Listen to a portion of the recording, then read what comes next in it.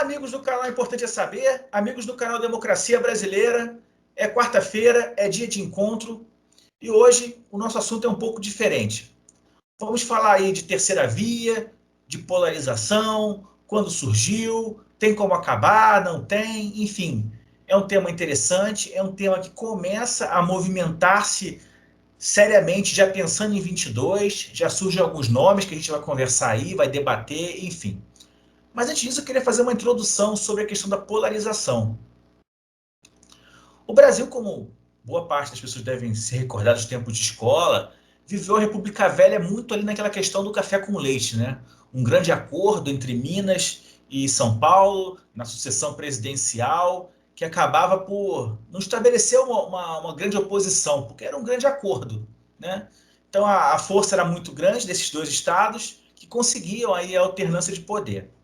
E logo após, a gente tem Getúlio Vargas, que com a Revolução de 30 assume, né, a cadeira de presidente e fica aí por praticamente 15 anos. Então também não há que se falar muito em polarização nesse período.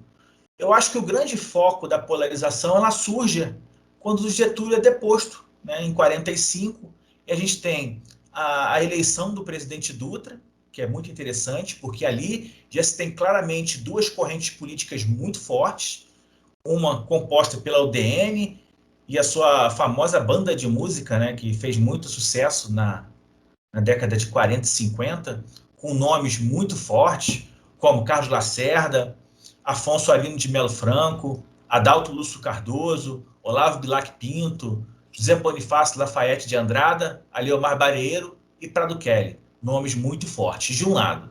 E do outro lado também tínhamos as constantes uniões, a união constante, né, entre o PSD e o PTB, que também tinham nomes muito fortes, nomes como Eurico Gaspar Dutra, nomes como Juscelino Kubitschek, que representaram muito bem o PSD, Hernani do Amaral Peixoto, enfim, nomes que fizeram história, Tancredo Neves, e que conseguiram, né, chegar a cargos importantes como presidência da República, tanto no caso do Dutra, do Eurico Gaspar Dutra, como no caso do Juscelino Kubitschek. Além do PTB, que teve João Goulart, o próprio Getúlio Vargas, que quando volta em 51, ele volta de forma democrática, ele é eleito, ganhando da UDN, inclusive, nessa polarização que a gente está comentando, né? Quando ele ganha do brigadeiro Eduardo Gomes, numa eleição polêmica, enfim. E aí ele consegue voltar à cadeira de presidente. Então essa polarização, ela existia e era muito forte na década de 50, 40 e 50. Só que aí em 64 a gente tem o golpe militar. Com o golpe militar, não há que se falar em polarização, até porque só era presidente quem vestia a farda verde oliva. Não se tinha uma disputa, né? Então, assim, a polarização pela presidência da República acaba, e aí a gente tem a redemocratização, a primeira eleição, por conta da redemocratização, da nova composição dos partidos, da própria Constituição, que ainda era muito nova, também não nos observamos muita coisa. Fernando Henrique também não. Até a primeira eleição do Lula foi bem tranquila. E eu acho que a gente começa a ver essa polarização forte e violenta, como a gente tem hoje, na segunda eleição da Dilma, né? Naquela frente de batalha dela com Aécio Neves, uma eleição bem acirrada, em que a Dilma consegue vencer ali bem no finalzinho, por pouca diferença de votos. Enfim, a gente começa a ver ali o ressurgimento de uma polarização que se acentua ainda mais com o Bolsonaro na eleição de 2018, no discurso de caça ao comunismo, de caça aos petralhas, de caça à corrupção, o que no fundo foi uma estratégia bem sucedida, mas que, em termos práticos pouco eficaz, já que ele é mais do mesmo. Enfim, a gente teve essa introdução falando da questão da polarização. Vou passar a bola para o meu amigo Henrique para comentar um pouquinho sobre isso também. E na volta a gente vai falar um pouquinho aí de terceira via. Será que em 2022 a terceira via tem alguma chance? Meu amigo Henrique, a bola está contigo. Olá, Leonardo. Olá, pessoal que nos assistem. Mais um prazer estar presente com o Leonardo em mais um vídeo do nossa união aí do canal Democracia Brasileira, canal Importante Saber. Tivemos uma aula de história muito bem explicada pelo nosso amigo Leonardo. E realmente, Leonardo, o que a gente vive é uma polarização, só que eu queria pontuar certas coisas da nossa polarização que a gente vive. A gente, na época da UDN, na época PSD e PTB, a gente tinha polarizações saudáveis. Eram polarizações que visavam o campo democrático, eram polarizações que não fugiam para o extremismo. Aí veio a ditadura de 64 a 85, veio todos aqueles acontecimentos, né, o Gás, o Médici. Então a gente viu que tudo que aconteceu, as grandes tragédias, as grandes torturas que ocorreram também na ditadura, o grande prejuízo que causou ao país também, esse período antidemocrático que o Brasil viveu, até chegar com a vitória, então, do Tancredo Neves, que assumiu o Sarney e tudo.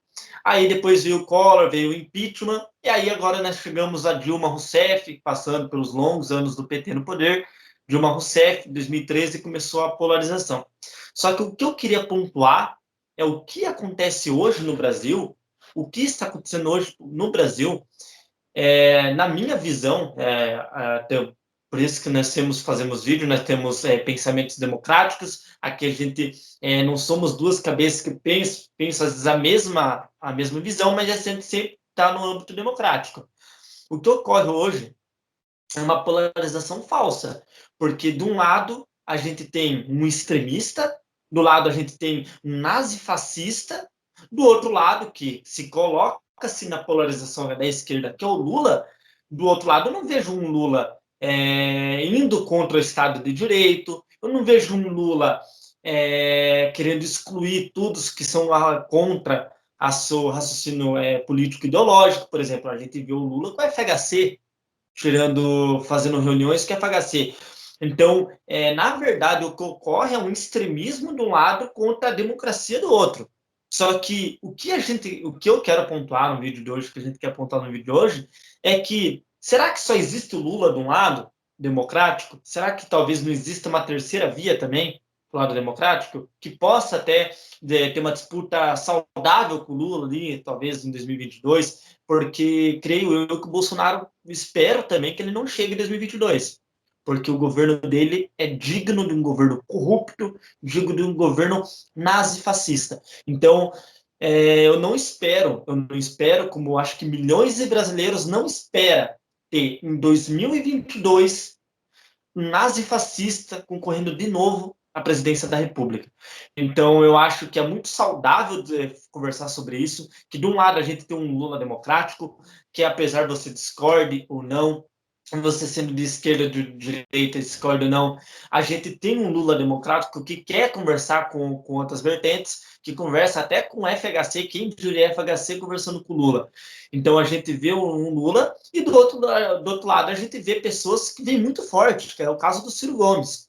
Então a gente vê que o Ciro Gomes, por mais que ele não queira se aliar ao lado da esquerda, do PT ou da direita, o Ciro Gomes ele tem um pensamento desenvolvimentista. Eu acho que é uma pessoa muito forte, Leonardo, que vem a disputar essa terceira via, e eu acho que ao decorrer das coisas, eu acredito muito seriamente que o Ciro Gomes ele tem sim chance de chegar, quem sabe, no segundo turno e ser uma surpresa aí para tentar tornar o país aí saudável democraticamente e relembrar a UDN, relembrar o PTB e o pessoal da época, onde que tinha uma coisa muito saudável democraticamente, que visava um melhor para o país, e não apenas em prejudicar, apenas em coibir, apenas em ser extremamente opressor aos que são contra o seu regime. Então, acho que meu ponto fica um pouco claro nesse quesito, Leonardo. É verdade. E eu acho interessante, assim, que infelizmente o Bolsonaro, ele começou a campanha da reeleição dele em 2019, né? Na verdade, ele nunca deixou de fazer campanha. Ele sonha com essa reeleição desde 2019. E por incrível que pareça, nós estamos em 2021, falta aí mais ou menos um ano para a gente ter o registro das chapas, né? Se não me engano, acho que as chapas têm que ser registradas no ano que vem até julho ou agosto, para que em outubro a gente tenha a eleição.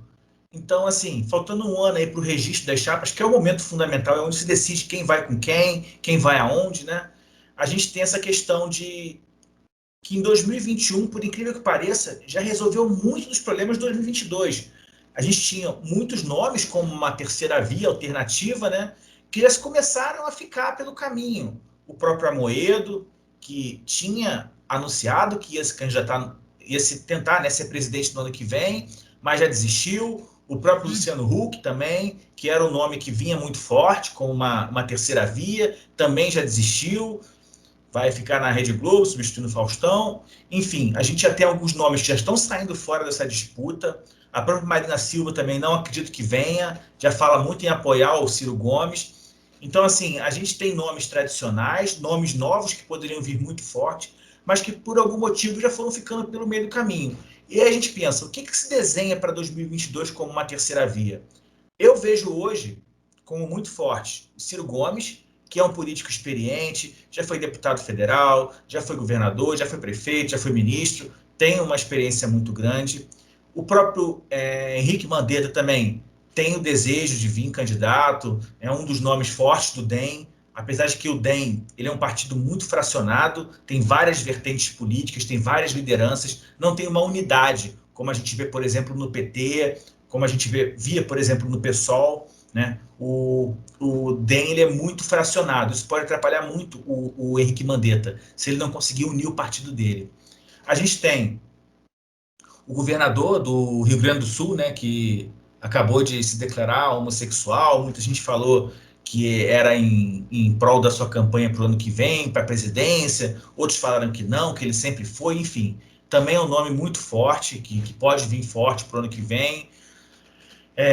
Enfim, Danilo João Gentili, né, Dória. que João Dória, Danilo Gentili, que vem pelo time do Kim, né, que é a MBL, que já vem falando muito dele aí já. Enfim, começou como uma brincadeira, começou como sarcasmo, como zoação, e começa a ganhar nome que pode vir também em 22.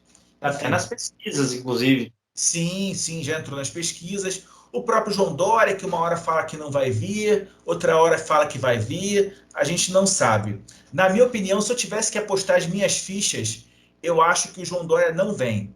Eu acho que o PSDB acaba apoiando algum outro candidato, mas não vai lançar nome próprio. Até porque, se você parar para pensar, meu amigo Henrique, com a morte do Bruno Covas, criou-se um hiato muito grande no PSDB.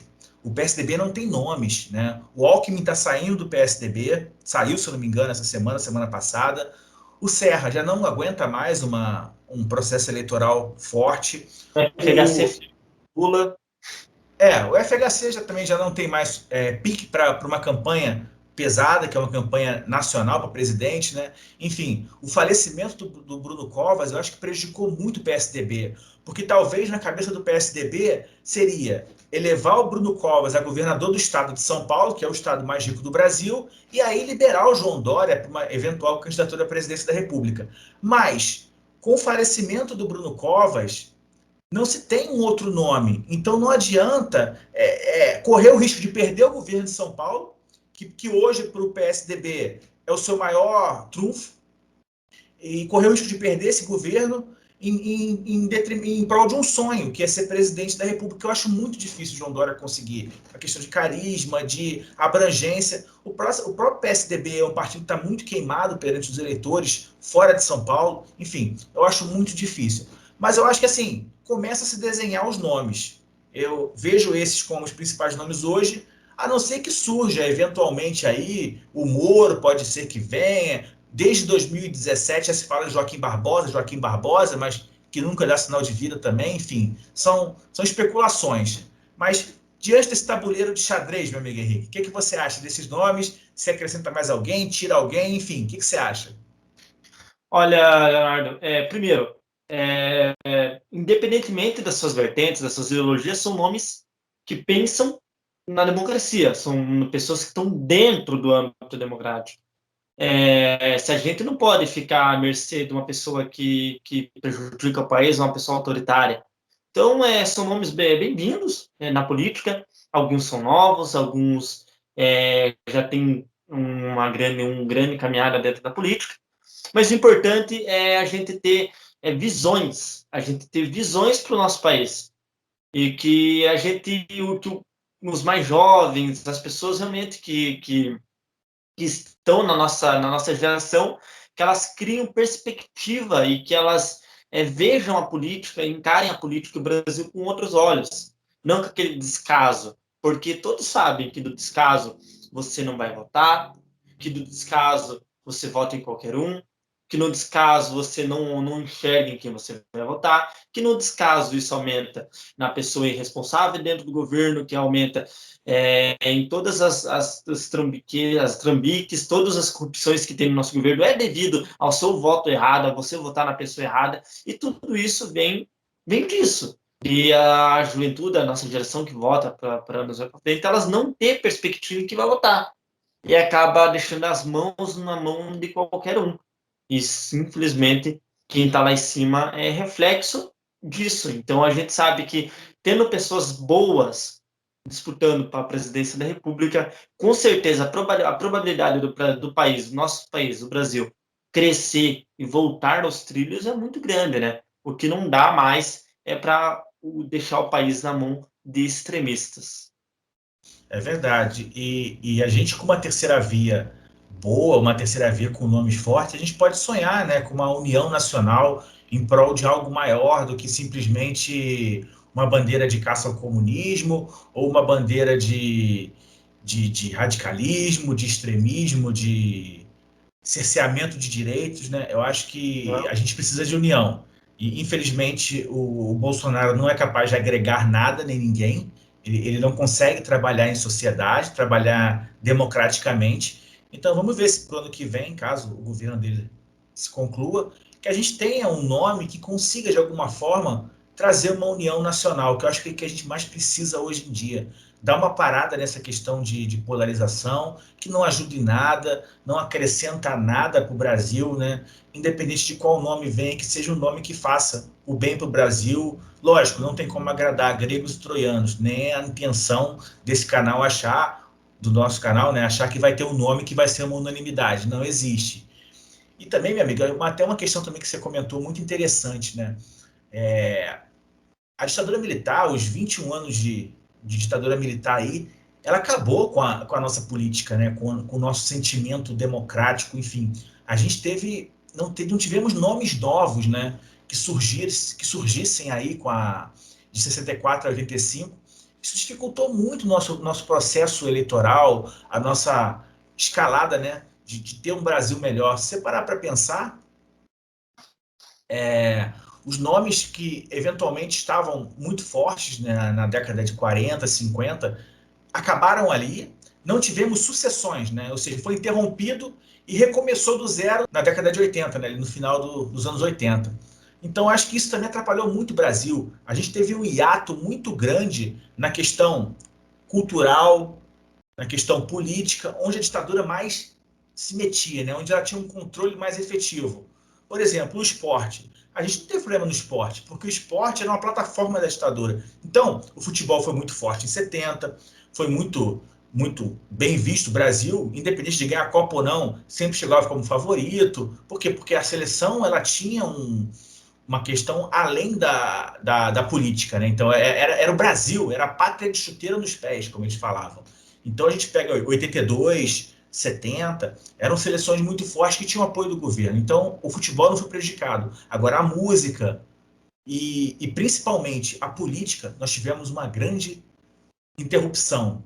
Tanto é que você pegar a década de 60 e 70, os grandes nomes, né, são nomes que começaram antes da ditadura, né? A Jovem Guarda, Roberto, Tim Maia, enfim, André. Vanderleia, eram nomes anteriores que continuaram ali com algumas limitações, algumas músicas que foram Chico Buarque, enfim, algumas músicas que acabavam sendo suspensas, corta um pedacinho ali, tira aqui, tem que saber trabalhar, enfim. Mas eram nomes anteriores. E efetivamente a gente começa a ressurgir culturalmente na década de 80, quando acaba a ditadura e a gente vê ali surgir uma Legião Urbana, vê surgir um Titãs, né? Aquele rock nacional que surge ali muito forte na década de 80, no final da década de 80, Cazuza, enfim, nomes que começam aí, Barão Vermelho, enfim, nomes de sucesso, com ótimas músicas, letras muito inteligentes, mas que surgem ali, década de 80, 85, 86, começa ali com a redemocratização do Brasil. É interessante, gente, porque a gente analisando a política com o contexto, tudo se encaixa no final, né? É um grande quebra-cabeças. E eu acho, às vezes, a gente refletir aqui e trazer isso para vocês, eu acho bem interessante. Mas, gente, essa é só a minha opinião, já falei demais. Quero agradecer aí a todo mundo que acompanha o canal, o importante é saber, o canal Democracia Brasileira. Estamos aí juntos, fortes nesse projeto que já está completando aí 6 meses, né? Já que a gente já se conhece, que já começa a postar vídeo, enfim. E vamos seguindo.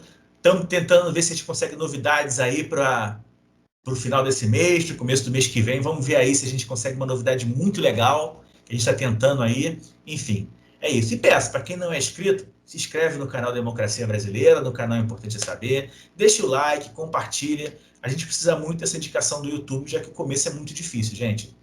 E no mais, eu vou passar a bola para o meu amigo Henrique para terminar esse vídeo, falar também um pouquinho dessa questão.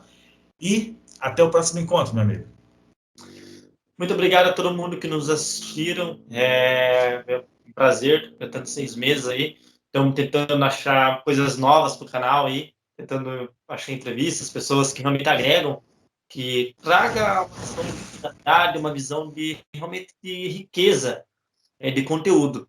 E sempre nessa caminhada aí do YouTube que nós passa, esperamos em 2022, ou até mesmo surgiu novas vias democráticas, sair daquele senso comum de que política é tudo igual, de que já em quem você votar lá vai se corromper, porque isso só desanima mais as pessoas que vão votar.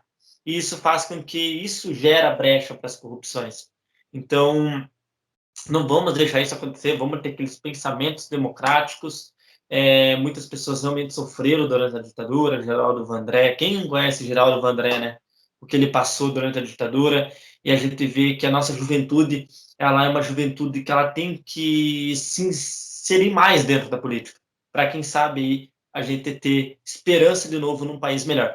Muito obrigado a todos vocês, se inscreveram, comentem, use das páginas dos comentários, compartilhe, que isso vai ajudar muito a gente no YouTube, e sempre com o intuito democrático, sempre com o intuito de, como o DN fez, de juntar as vertentes. A UDN ela tinha pessoas de esquerda e de direita trabalhando juntas por um país melhor. Não importa de que ideologia você seja, o importante é ver o país crescendo.